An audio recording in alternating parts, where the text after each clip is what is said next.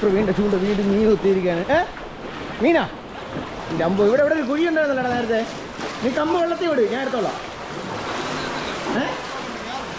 എവിടെ കയറുന്നാ? നീ വന്ന വഴിയെ ഓട്. മീൻ കൊണ്ടുപോവല്ലേ? കമ്പ് കയറി ഓക്കെ.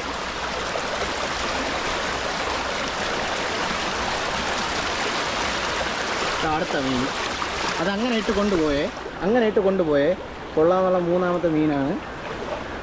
ഇതേ വെള്ളത്തിൽ കയറി ചിക്കിടാൻ സമ്മതിക്കും. ഒപ്പം പണി പാളി ഓടിക്കോ, കൊണ്ട് കയറി, നീ ഓട്. ഇതുവഴി ഇത്രയും ദൂരം കിടന്ന് ഓടിയാൽ മാത്രമേ നമുക്ക് കരയിൽ കയറാൻ പറ്റത്തുള്ളൂ. കയറിക്കോളാം മക്കളെ. താഴോട്ട് കയറ്, പെട്ടെന്ന്. അപ്പോൾ നമ്മുടെ മൂന്നാമത്തെ മീൻ.